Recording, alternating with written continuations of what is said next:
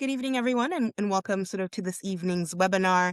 On behalf of Haiti Policy House, we thank you for joining us. My name is Naika Pierre. I'm the Director of Programs and Operations at Haiti Policy House, a research institute based in DC, focused on policy research on Haiti.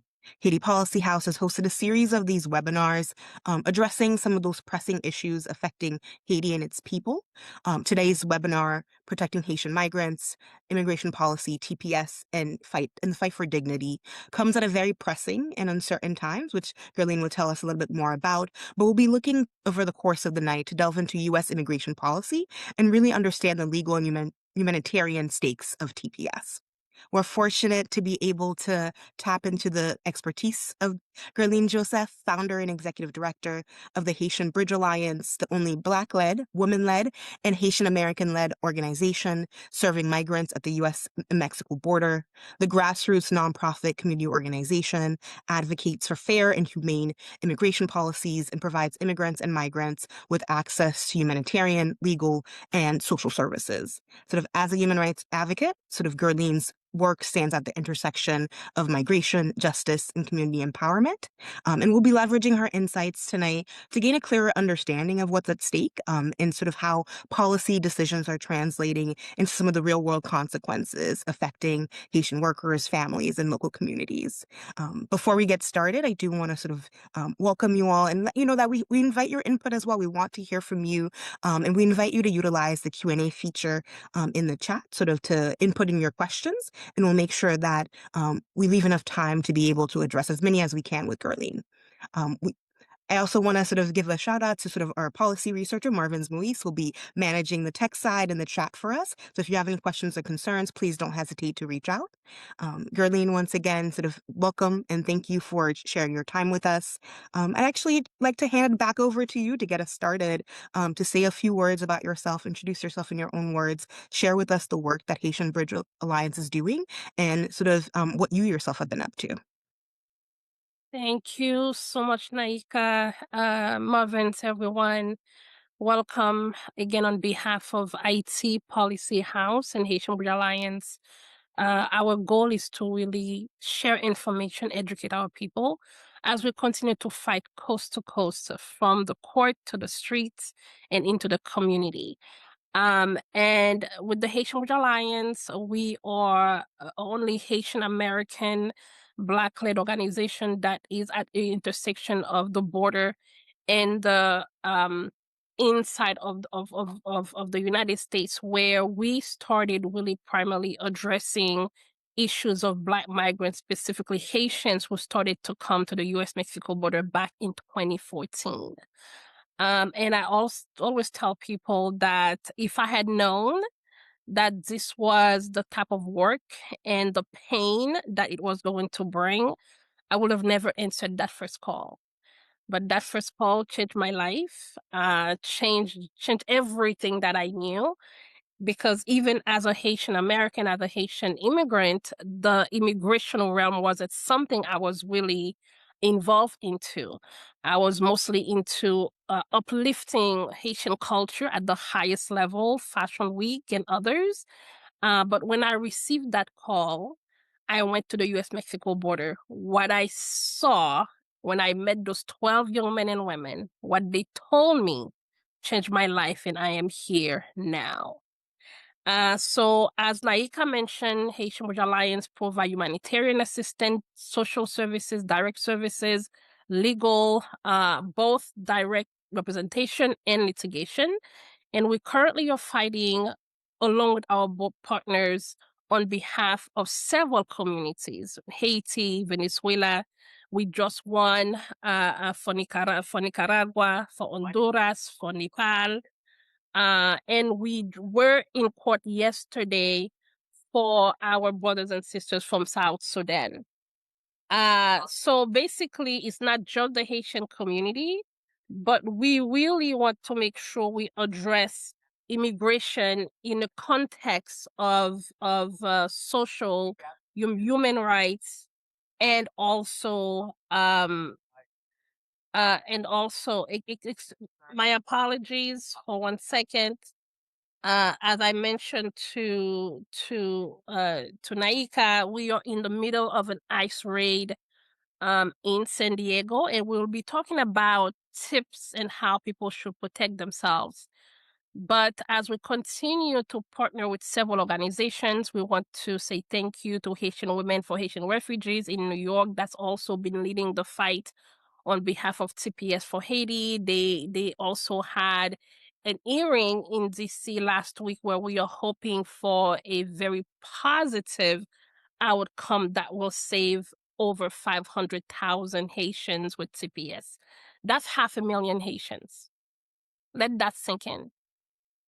That's 500,000 Haitians who are currently in the United States that are trying to survive under the system that has been created to destroy them, to destroy us. And I think before I even go into the discussions, I want to make a plea to the Haitian American community that right now there is no time to look into Mun Biden yo, Mun TPS yo, Mun green card yo, because I am a US citizen and my children were born here, therefore I don't have to worry about the people with TPS because my status is secure. The reality is none of us is safe. And I have been telling the community for the past 7 years at least that they have mechanism to take away every single status we have, including your citizenship. So in this moment, it is time for the Haitian community to come together to protect those who are the most vulnerable. And our goal is to really create a cross movement coalition to address human rights, to address civil rights, and to address immigration in a more holistic way while we continue to partner with other communities to strengthen the work that we do. Yeah, so that's who we are, that's what we do, and we are very happy to be in partnership with IT Policy House to be able to do this webinar and be able to talk to the community and give as much information as possible. Anaika? Thank you so much, Guerline. And it's a powerful message of unity that you're starting us off with. And we thank you, and I'm sure I speak on behalf of everyone listening in today for answering that call. It's hard work that never stop, but it's very much needed, particularly with the stark reality that we're confronted with. To get started sort of with our conversation tonight, I want to sort of start with looking at the gap between policy and practice. With critics sort of arguing that ending TPS for roughly 350,000 Haitian nationals contradicts ongoing U.S. travel warnings and the documented insecurity in Haiti, are you assessing this administration's rationale for termination in light of everything that we're seeing on the ground in Haiti? So one thing I need people to understand is that historically, for TPS, which is temporary protected status. And I know a lot of people are saying it says temporary, even within our own community. People are saying it is temporary. What did people expect? Qu'est-ce qu'on était expecté? Il est temporaire. It is temporary based on current country condition. And if any of us believe that, Haiti's current country condition is able to allow 500,000 people to return, right? But right now, what the current administration is saying is that they are not really looking into the country condition because in their mind, they don't really care that much. In addition, they are saying, yes, it is safe, right? While last month, the US Embassy in Haiti had a webinar addressing US citizens, telling them not to come to Haiti because the embassy has removed over 90% of their staff from Haiti. And because of the current situation in Haiti makes it at a level 4 do not travel. But what the current administration is saying is that they see Haitians in the United States as a national risk for the United States. And we clearly understand that this is solely based in the anti-Black racism that everything is centered around. And honestly, the fact that they do not want Haitians in this country. They made it very clear. They made it very clear before the elections when the then candidate VP said on national TV that Haitians were eating their pets. And that became the whole push behind the false narrative that we now see is being implemented to not just Haitians, but everybody else, right? So we clearly understand that the termination of TPS for Haiti is not based on anything other than anti-Black racism, anti-Haitian specific racism as well, and prejudice. So we are addressing the points that the US government are pushing for termination for TPS. And we are clearly stating the reality is that our TPS holders are part of the backbone of this United States. They are our nannies, our CNAs who are taking care of our elderlies in all of those different spaces. They are our doctors, our nurses, our farm workers, our meat packing workers. They are the ones making sure that this United States of ours continues to push forward even in the middle of the worst situation. So our understanding of the foreign policy, should I say, that is not even being taken under consideration right now, is the fact that we are addressing not only the situation in Haiti that continues to prove the necessity for TPS, yes, temporary protected status, but based on current country conditions, but also the contribution of Haitians in the United States, specifically TPS holders, who are paying their taxes and understanding if, by God, we were to lose the fight, those Haitians who have been paying into their taxes, and keep in mind, some of them have been in the United States for over 20, 30 years. And TPS gave many of us access to come from under the dark, under the cloud, to be able to work, provide for our families, buy houses, buy cars, create businesses, and all of those different things. Those taxpayers, that is up to almost 500,000 people, will lose everything. They're not going to be able to get the retirement money. They're not going to be able to get anything back because all they have been doing is investing into the US. So really understanding that the termination of TPS for Haiti is not based on any sound policy other than what was just mentioned. So therefore, we have written a letter to President Trump asking them to reconsider while we center the contribution, and we have been working with AFL-CIO that represent over 12 million working people in the United States to clearly center the need to redesignate and extend TPS for Haiti. Thank you so much for sharing, Guerline, and as well as for sharing, the immediate actions that you're taking to try to sort of combat this. I'd be curious to sort of hear a little bit more from your perspective as someone who's an advocate for sort of dignity and the protection of migrant rights. We've seen this government sort of offering incentives like one-way tickets and sort of cash to encourage self-departure. From a rights-based perspective, how do these tactics align with respect for migrants' dignity and choice? There's no respect for migrant dignity in anything that, unfortunately, our government is doing right now. And I say our government because at the end of the day, if we are US citizens, whether we like it or not, this is our government. And make it clear that the Haitian Bridge Alliance is non-partisan. Again, making sure we are holding everybody accountable.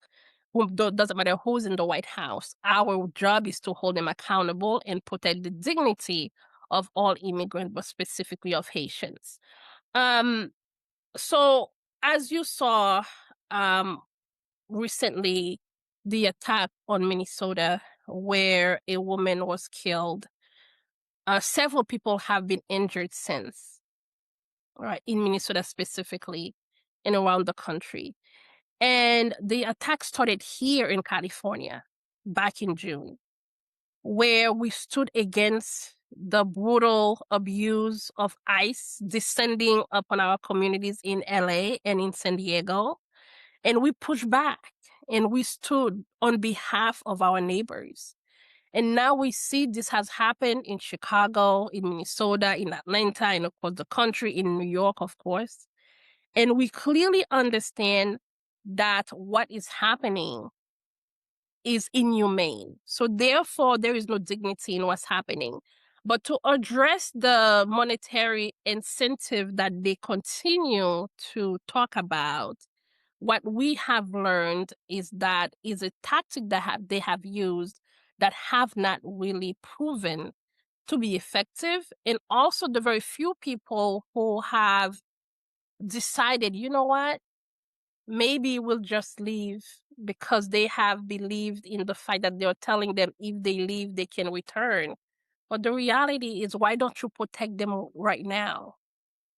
And we are also hearing that people are not actually receiving that $1,000. And over the holidays, they upped it to 3,000. We are also hearing that it is a trick and people are not receiving that. In addition to that, we are also hearing and having proof that many people who are trying to leave the country without going through the quote unquote CBP home that they have created are being taken because they want you to be included in their numbers. We have Mexican, community members who are trying to go back to Mexico. If they catch them, they put them in prison, right? So they don't want you to live on your own accords. They want you to be falling into this trap. But as far as we know, not too many people have received that quote unquote incentive that they want to provide.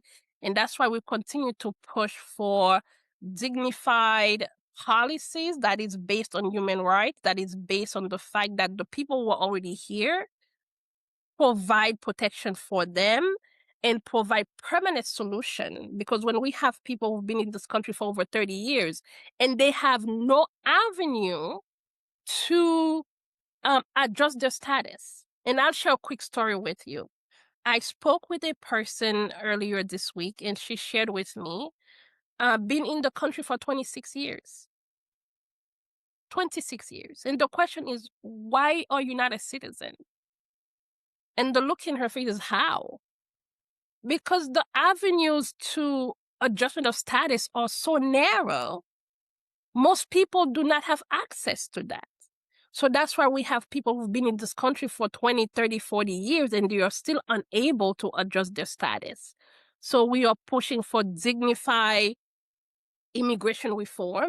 We are asking Congress to do their jobs and be able to provide that protection for people. But to be honest with you, Naika, is the fact that what we are hearing and witnessing and what the government is saying are two completely different things. So along those lines of your work for, to bring about immigration reform and sort of and other advocacy groups trying to get permanent solutions, we've been seeing sort of multiple lawsuits and federal challenges that target the legality of the TPS termination. Could you just share us an overview? What is the status of those legal efforts and how could they affect sort of future protections? Yeah, so as I mentioned earlier, there are several lawsuit litigation ongoing for multiple TPS cases, but for Haiti, there are three. There's one in the courts of New York, there's one in the court in DC that I mentioned earlier, and one here in the court in California. The one in California is for Haiti and Venezuela. And between Haiti and Venezuela, we are looking at 1.1 million people who will be impacted with TPS. So because we have several litigation being led by different groups of people, including faith group, right, in New York. And as I mentioned, our sister organization and partner at Haitian Women for Haitian Refugees, the Haitian Bridge Alliance, we approach TPS litigation in two ways. we are either the co-counsel, counsel, which mean the legal groups representing the community, or we are plaintiff, where we have other legal group representing us on behalf of the community. So one of those cases is the humanitarian parole that includes CHNV, but but over the holidays we were able to get a little win as well, where we were represented by Justice Action Center in LA, and we went to court in Boston, which has been the norm for the past 2 years, where the judge ruled favorable and was able to save, at least for now, family unification for over 12,000 people. And that's not a large number comparing to the 500,000 others, but at least if we are able to protect groups by groups, we'll be able to hopefully get everyone, some type of protection. So it is either we are a plaintiff in the case, which means we represent the community, or we are part of the legal team where we are on the other side defending the community. So we are really hoping, specifically from the case in Washington, D.C., where the judge had given the government 3 months from 2 weeks ago to be able to bring more documents to the case. But the judge did say she will be able to have a ruling around the 27th, 28th, 29th, before the termination date of February 3rd. Now, if God willing, that we are praying and fighting, that we do get a favorable ruling on behalf of TPS for Haiti, that means those TPS holders who currently have TPS will be protected until anything else changes. So we don't know what exactly the ruling will be, but based on our previous win for TPS for Nepal, for Nicaragua, for Honduras, for South Sudan, we are very much believing and hoping and fighting on behalf of Haiti specifically right now to have the protection of TPS coming um, um, January 28, 27, 29th, when the judge actually rules. So, but if we don't get a positive outcome, which again, I strongly believe that we will get a positive outcome. But if we don't, since the last 2 years, we've been telling the community to make sure they have a family preparation plan, to make sure that, and I can go deeper into what a family plan will look like, and we can share a template, right, with the community, so that we make sure that they have the right information. But right now, we are fighting, praying, hoping that the judge will rule in our favor come January 28, 29, but before February 3rd, to give reprieve to the TPS, to the Haitian TPS holders. Thank you so much, Guerline. We really appreciated the details, and you've already answered a lot of the questions that are coming in from the audience and wanting to know when we can expect decisions. A follow-up question from the audience is sort of concerning if you could repeat the name of the case in DC again, and are any of these hearings open to the public to support with our presence?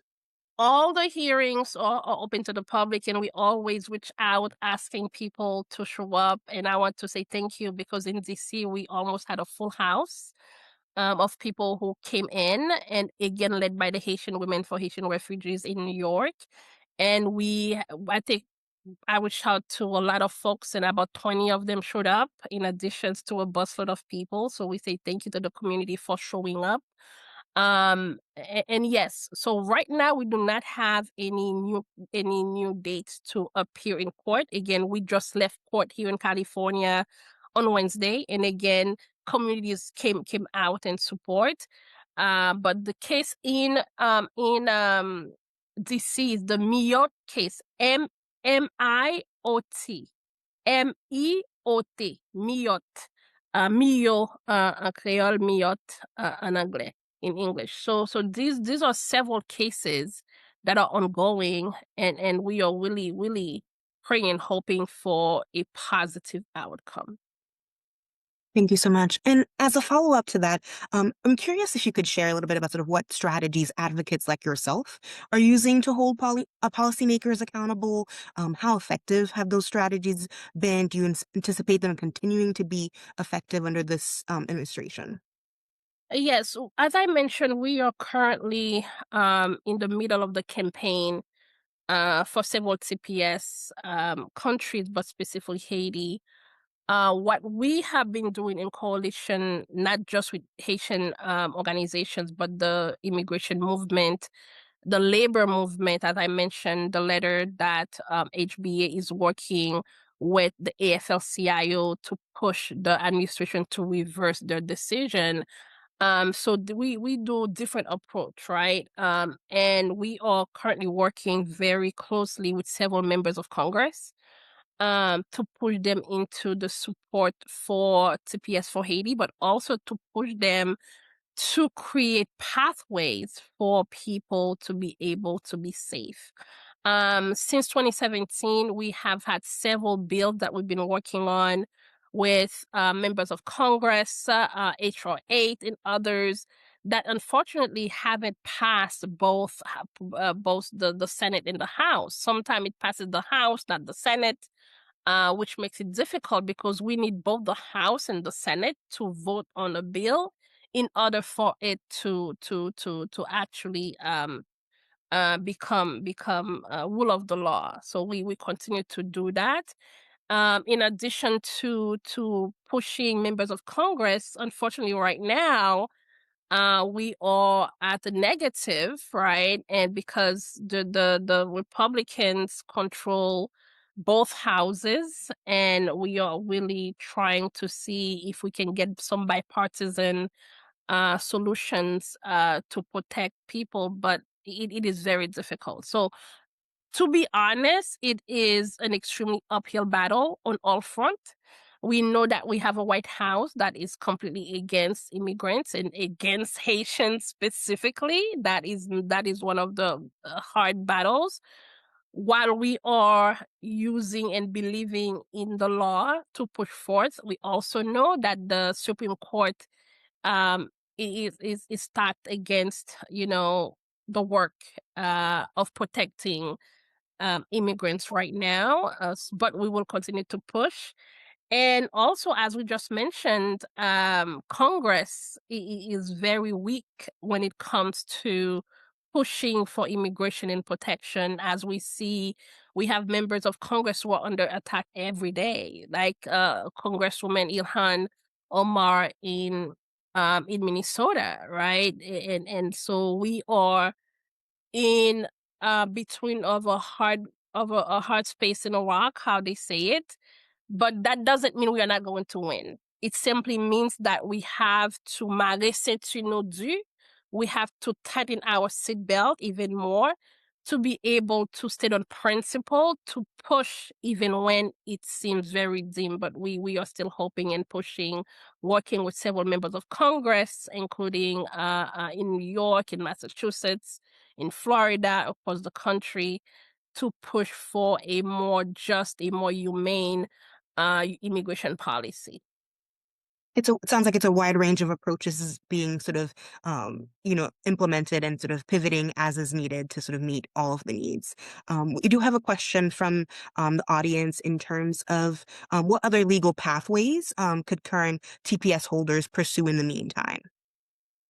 Um, we've been telling people all the time to reach out to a trusted, reputable attorney organizations in their areas, and there are several organizations coast to coast, um, to see what might be possible for them.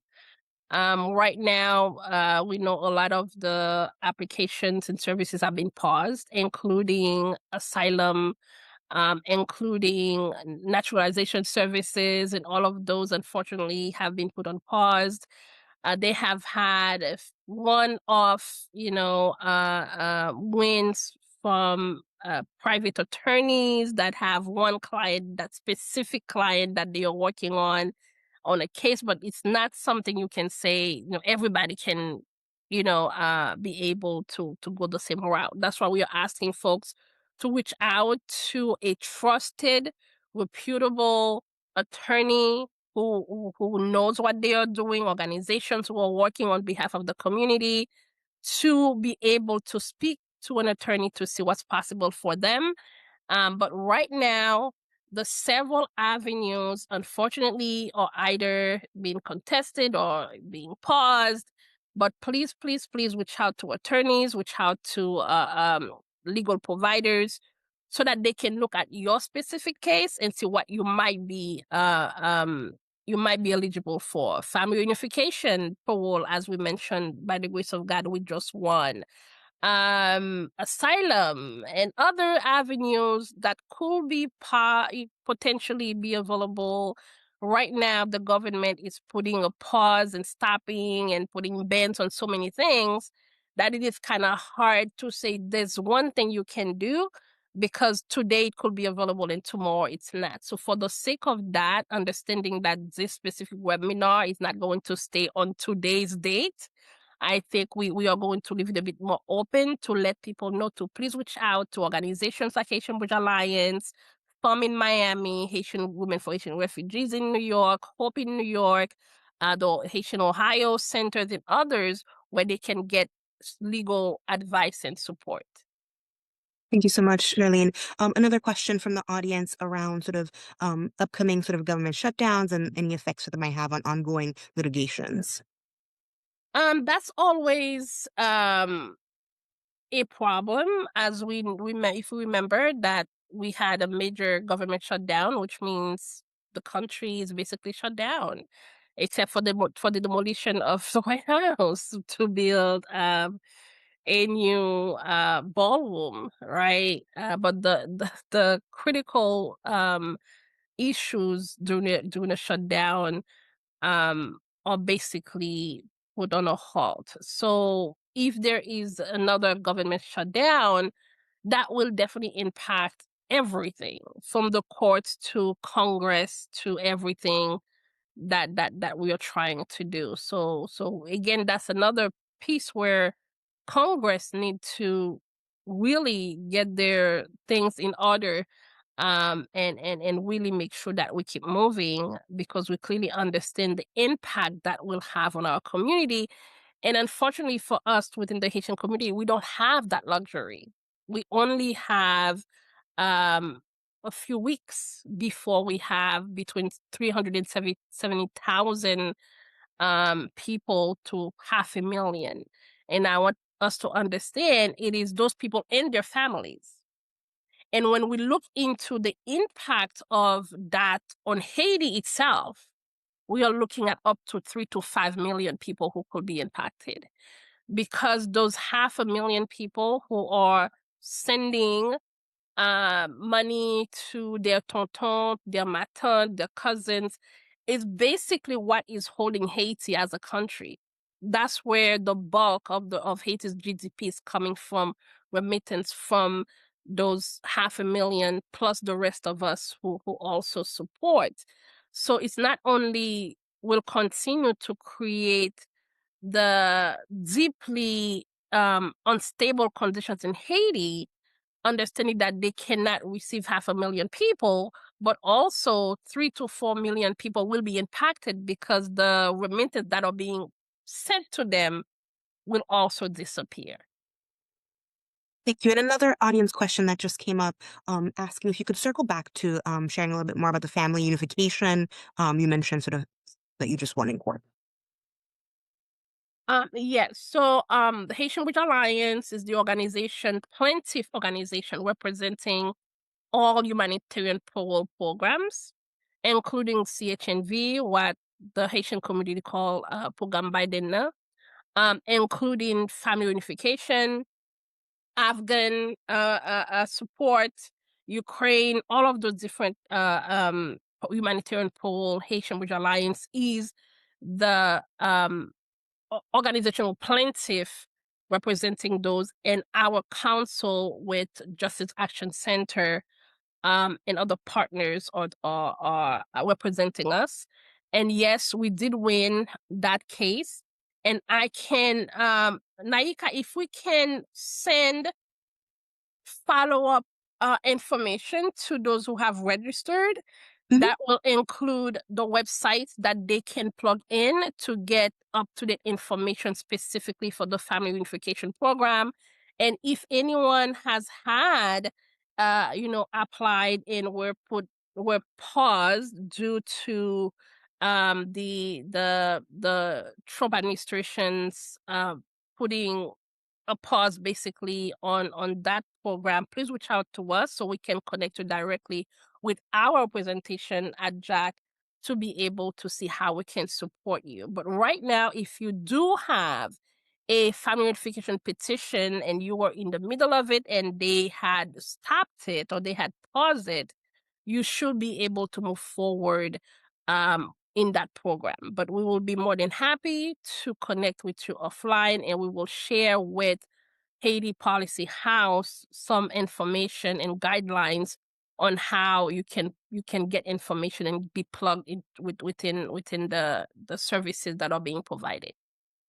And we'll be sharing as well sort of this evening's recording, sort of will be posted on sort of Haiti Policy House's YouTube. We'd be happy to share some of any materials and resources to help the community. We have a question from the audience right now about sort of exactly how many Haitians are being sent back to Haiti currently and what organizations are available to help these Haitians. Oh, that's a hard one. Um, and we've been fighting to stop deportation to Haiti, and they have started to send more people. And I want to make clear that deportation to Haiti has never stopped for the past 10 years now. Never stopped, right? It could stop briefly, but then it will start. So I want to make it clear it's not a now issue. But the last deportation was 2 weeks ago now, and from what we understand, 136 people were deported to Haiti. And we are very worried that there might be another deportation fast to Haiti next week. Because unfortunately, many people who try to leave the US, going through Canada, have been intercepted, apprehended, and then put in immigration detention. So what we are seeing right now within the Haitian community, not only we had a lot of people that are being taken outside of the courthouse, and that's one of the things I also want to dig deeper into, a little bit later. But right now, a lot of folks are ending up in immigration detention, which is prison, when they are trying to leave the country. Again, we are not here to tell people what to do. We are here to give them the right information so that they can make the correct decision for themselves and their families. We are receiving several people reaching out, and our Haitian brothers and sisters don't listen because they prefer to get the TikTok that sounds good to them rather than listen to the actual information we are giving them so they can protect themselves. And then they come back to us and say, how can you help? The reality is, yes, there are some programs for people to go to Canada, but you have to apply for those programs. Showing up at the border doesn't guarantee you are going to be allowed into the country. So, as far as deportation, in addition to people who have been taken during their ICE appointment, many of them during their court appointment, but many of them are also being taken trying to cross between borders, either to Mexico or to Canada. Now, I want to tell people that we are, again, not telling them what to do, but giving them the right information so that they can know the best way to protect themselves and their families. Thank you so much. In pivoting to another audience question, we have sort of if Judge Reyes in the DC sort of case grants a pause on TPS termination on February 3rd, what are the hypothetical next steps? Given that wouldn't be a renewal, what are the complexities that come with status still being in limbo? So based on what happened during the first Trump administration. Please remember they did the same thing in 2017, right? And the only thing that kept TPS safe was going to court, like basically, you know, doing again then what we are doing now, but now it's a bit more complex. So if the court find favorable to rule on behalf of the Haitian community, people will who already have TPS, who have applied for TPS, who are waiting for TPS, but specifically those who have already had TPS will be automatically extended, right? So those people will be saved. The work permits will be validated. The government will have to do what is called a federal register notice. They will put a notice on the website to adhere to the ruling of the court. So that is the best outcome we will have. But again, right now it's a game, right? It's a game of how long, what will happen, will the government appeal? Again, as of right now, for our cases in for Nepal, for Nicaragua, for Honduras, the government chose to just go ahead and put the notice in their website. What people in those countries have been able to do is if their work permit have expired or their documents have expired, all they have to do is print that a notice from the government's website and give that to their employer or whomever else need it. So that's what we are hoping that will happen for Haiti. But if, God forbid, they do appeal, because we know how they feel about Haitians, but if they do appeal, then we will then keep on fighting in the courts. But we are praying and hoping for best case scenario where the judge will rule on behalf of Haiti. The government will not appeal. So therefore, people who already have TPS will be covered until something else happens. And then we have a question as well from the audience. Is anyone keeping track of the number of Haitians being deported, and how many are U.S. citizens? Um, we are trying our best to keep count. Before uh, previous administration, we were privileged enough to kind of know beforehand how many people, and were able to literally go into the system and pull people out, right?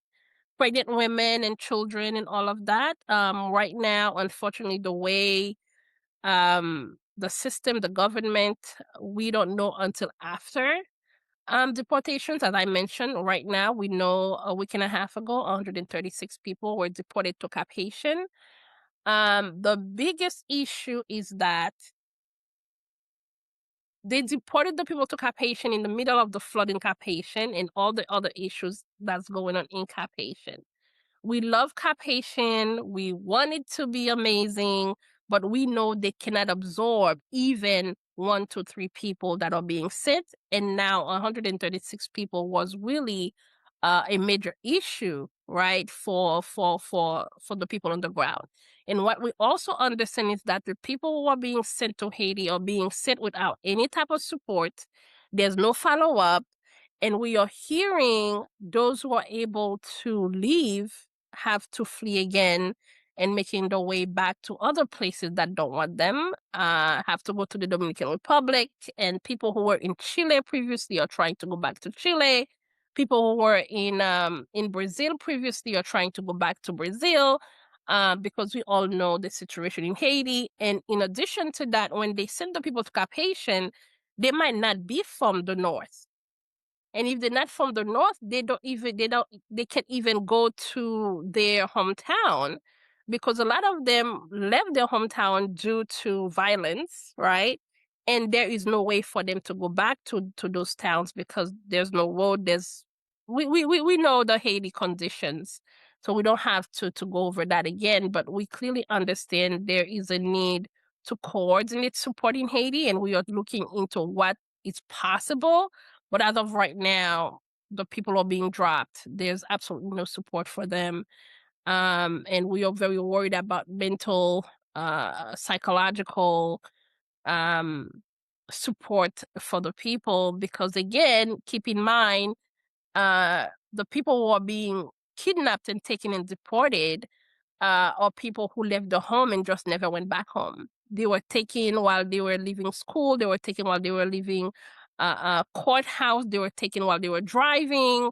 One thing I also want to highlight specifically for the Haitian community is that if you do not have the proper document, driver's license, and insurance, please do not drive because that is one of the other triggers that we've been getting, especially in the DMV area, in Florida, in New York, wherever people are, right? One of the key trigger we see is transfer between local police and ICE, and also specifically people who are driving. And when they stop you, if you do not have the documents, even if you have documents, they might transfer you to ICE. But if you do not have your proper driver's license, your insurance, I beg you to not drive. Even if Jesus Christ came down and say, "Here's a car, drive," say no thank you. Rebuke that because that might not end well for you and your family.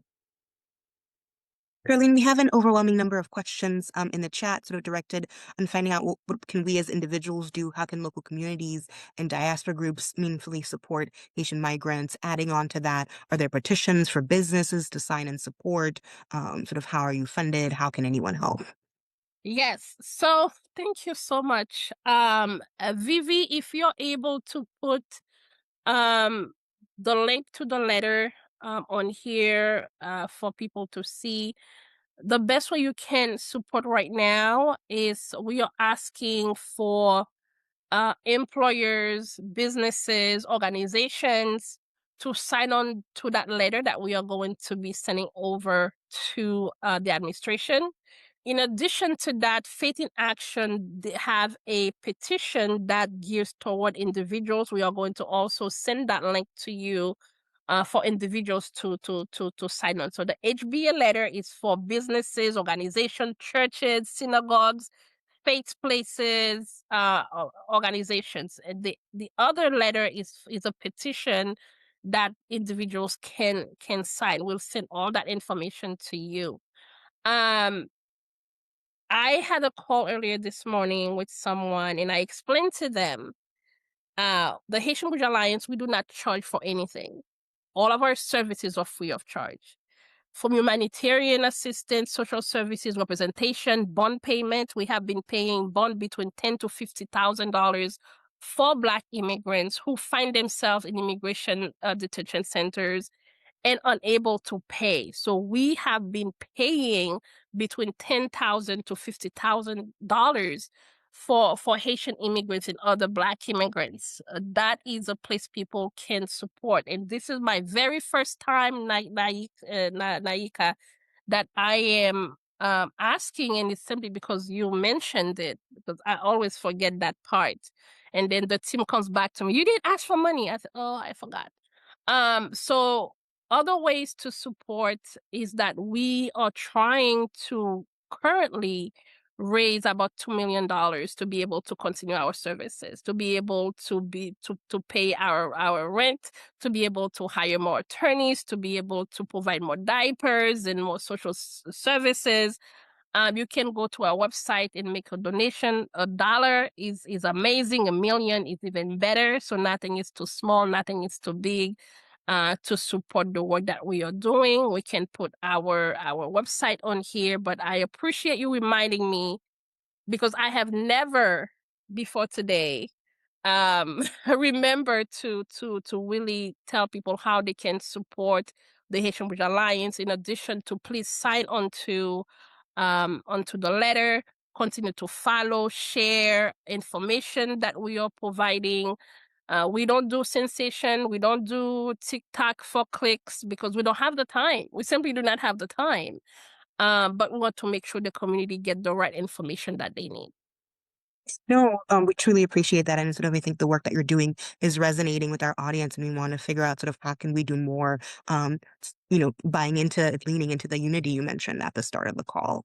Um, I do want to be mindful of your time as we address sort of all the questions. I see sort of the chat is going rampant with questions. We love it. Keep it coming. We'll try to get to as many of them.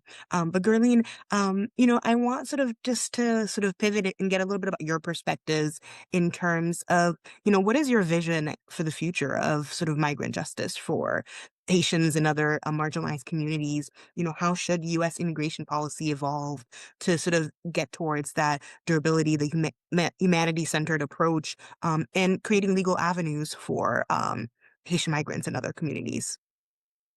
As I mentioned, I never thought I was going to be doing this work. As a matter of fact, I ran away from public service. I grew up in a family that all they know and do is serve the community and giving everything they have to the community. I thought that was crazy. That's ludicrous. But again, after I met those 12 young men and women in 2014, and I started to really understand and started to witness and experience, I really realized that it is imperative that there is a better way. And unfortunately, that will need congressional uh, uh, um, support to be able to create a more humane immigration policies and pathways. We have been working with several coalitions to push several bills for several years. Our vision is a place, a world, a Haiti where people don't have to flee. That's our hope. Is a Haiti where people don't just survive, but they thrive at home. So people have the freedom to stay at home, the freedom to travel, the freedom to move, the freedom to just be themselves, whether they want to conquer the world or want to sleep all day. So that is what we envision. That's what we are fighting for. And we are really staying on the principle of the five freedoms. And I can send some more information on that. As I mentioned, the freedom to stay, the freedom to move, the freedom to serve, to thrive, right? The freedom to prosper, and that includes both at home in Haiti and those of us who are already here and those who wants to come here to be able to have access, to be able to be protected, because we clearly understand that many times US foreign policy is at the heart of what forces people to flee home, is at the heart of what create the destabilization in the first place. And in the case of Haiti, I think most of us know, if not all of us know, why people have been forced to flee for the past, 4 decades. And recently after the earthquake, that's when we started seeing the mass exodus of people from Haiti. And then the political turmoil. I saw the bombing of an area in Haiti, and the reason why they say they did it, or is it really the reason? What will happen to the survivors, the innocent people that end up being caught in the, fire between the armed groups and gangs and others who say they are trying to protect and defend. So for me personally, and for the Haitian Bridge Alliance, and for several of our collaborators, is to force the creation of a humane immigration policy, and believing that the United States must adhere to both foreign human rights and US policies that have been put in place for those specific issues and protection of people in need of safety and support. So again, that's why we take several approach from the court, that we still believe in the legal system of this United States of ours. We still believe that Congress need to fasten their seatbelt and do the work that we have elected them to do. And we strongly believe that we must push whomever is in the White House so we can stand on the right side of history. And there is a lot of misunderstanding of when you are a human rights defender. There is no partisan.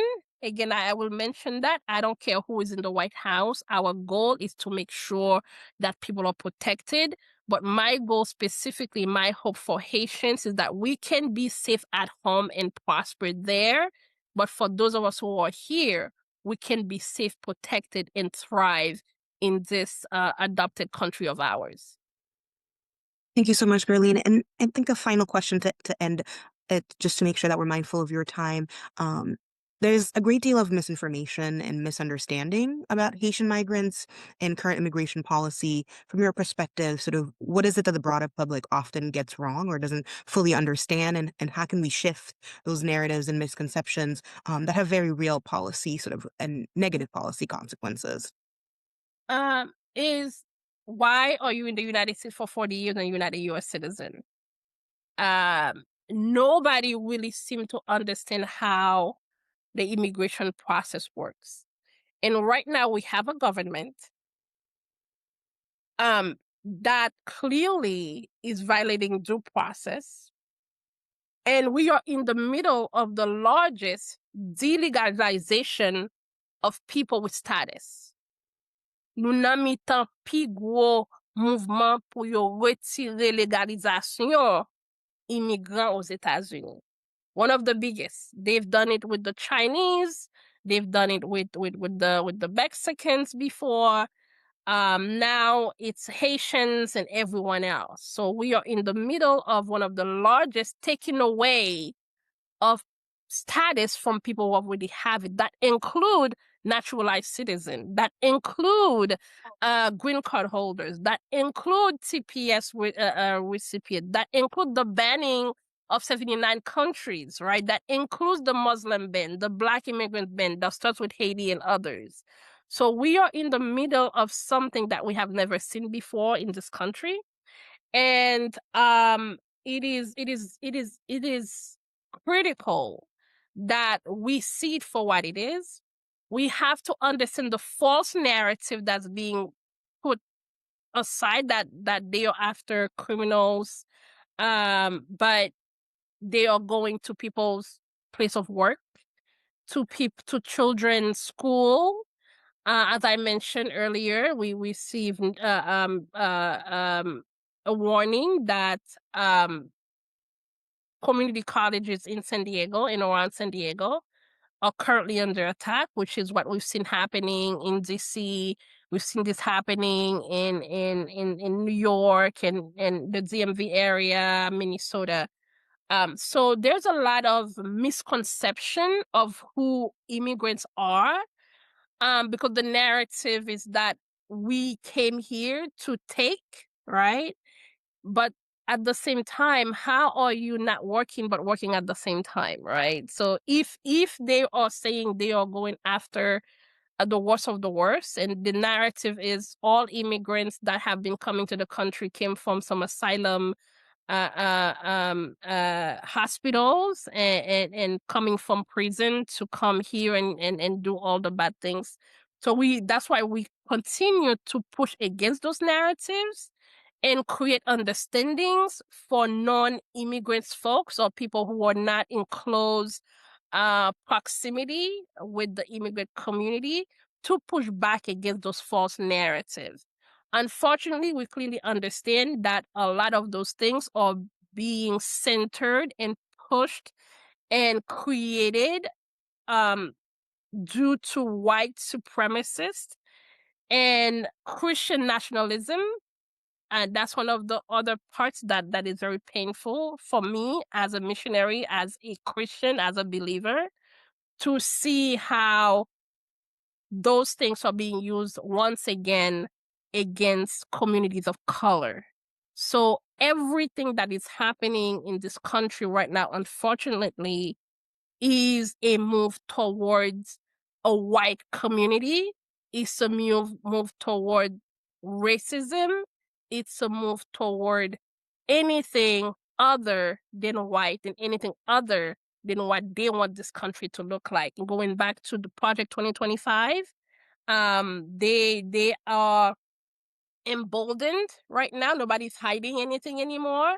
So we have to address those issues with the same level of understanding, comprehension, faith, and conviction to make sure that this United States, this country that we love so much, those of us who continue to be living in this adopted country, we must make sure we are on the right side of history. That includes protecting Haitian immigrants, protecting Haitian TPS, protecting the Venezuelan community, and others who are currently in the cross air of what's going on. Thank you so much, Guerline, and it's something that we can all join you in tackling these misconceptions that are facing our community. As we close out the evening, I do want to sort of give you a moment if you have any final words that you'd like to share, or any call to action. Many of us are really interested in learning more about how to get involved, how to engage, and how to give back. Yes, thank you so much. Again, I think my plea continues to be to bring the community together. As we say, l'union fait la force, un pile main chaille pas loup. And another thing I remember my great grandfather used to say is, yon seul doit pas manger qu'à la loup. A gumbo, okra, that many African diaspora are very familiar with, whether you're from Louisiana, from Haiti, or other places, we know okra. And my great grandfather used to say, you cannot eat okra with one finger. So right now, we are in the middle of a bowl of okra, and we need everybody's hands in the pot to be able to move forward, to be able to create more just a system for people. So once again, calling on the Haitian community, no matter what your status is, please understand that you are in the same bowl. Your children were born in the United States. Well, we currently have a lawsuit preventing the US government from removing the citizenship of your US born children because you are Haitian. You have a citizenship. The government is currently in the middle of finding ways to take that citizenship away from you. You have your green card. You are completely not safe because they can take that away from you at any time. Visa, they have banned all of that. So it's no longer Mun TPS yo, the people of CPS, no longer Mun Biden yo. It's the Haitian community, the Haitian American community. How are we going to make sure we protect each other here in the United States and also back at home? So please join the Haitian Bridge Alliance in our fight for humanity, in our fight for love, in our fight for justice. And we are grateful for each and every one of you who are already in the fight with us, and we welcome more people to join. Please check out our website. I can also put our main email address, or if you can do that for me, Marvin's, is info@haitianbridge.org, info@haitianbridge.org. Also, please share your story. If your story is not shared, it doesn't exist. The reaction you see is because somebody was recording the murder of Rene Good. If there were no videos, no pictures, it would have been as if it never happened. We are asking the Haitian community to step out of the fear. Yes, I know. Yes, I know. The stress, the fear, the trauma. But if our stories, our voices are not heard, we do not exist. And if we do not exist, nobody will come to help us. So we are also in the middle of collecting stories, and we can do those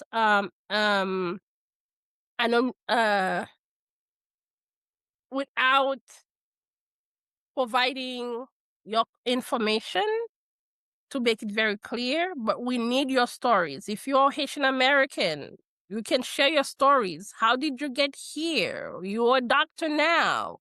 We need to really highlight the stories of Haitian professionals, because the narrative they are pushing is, it doesn't matter if you're a Haitian doctor or you just came on a boat, we are all criminals and they don't want us here. So we want to be able to share the positive stories from across the country, from generations of Haitians in the United States to push forward and make our case. Nakia? So much, Naika. Guerline. No worries. I have my niece who's Nakaya, and I also have a Naika. So It's okay. We appreciate your time. I know sort of how busy, you are dealing right now with a current crisis. Today's conversation sort of, has highlighted the sort of the very real sort of human impact of immigration policy and the effects that it has on daily lives, of sort of and safety and the dignity of Haitian migrants and Haitian communities. Haitians at large and other communities at large. And we thank you for sharing with us a powerful reminder of the importance of unity, that we are stronger together, and that sort of this is an issue that's affecting all of us. And we appreciate the work that you continue to do. We're deeply grateful at Haiti Policy House and everyone joining us tonight for your insights and your continued advocacy. We thank you for answering this calling. And we hope to be able to support you in the work that you're doing on the ground as well and within local communities. We invite everyone, that joined tonight to stay engaged, stay informed, sort of follow Haitian Bridge Alliance, follow sort of the work that Guerline and her team is doing. We invite you as well sort of to follow Haiti Policy House as we continue to elevate Haitian voices, and try to find solutions to some of the pressing issues facing our country and our people. You can find us at HaitiPolicyHouse.org and follow us across social media platforms and subscribe to our newsletter. I know Marvin's will be sharing that link. Please continue to follow Guerline. Naika, may I ask you for a favor? Of Again, course. I didn't see all those questions. If possible, can you collect all the questions and then we can try to answer them after? We can kind of do emails to whomever has registered and do a follow up with them, because I'm seeing several questions that I think we should kind of give them some information and connect them with some support. So again, we'll be able to send a follow up email to answer Yes, those questions, but we're not we'd going be to be able happy to to. answer them right now. We'd be happy to, and we'd love to share the resources. And it shows sort of, how sought after your time is, and we'll be happy to get those over to you. Thank you everyone for joining us, and we hope that you have a wonderful evening. And thank you so much, Sheriff Guerline. And I hope that you find time also for yourself amidst the work that you do. Merci en pile. Thank you so much, Naika. Noel Foss. Oui, merci en pile. Thank you, everyone. Have a wonderful evening.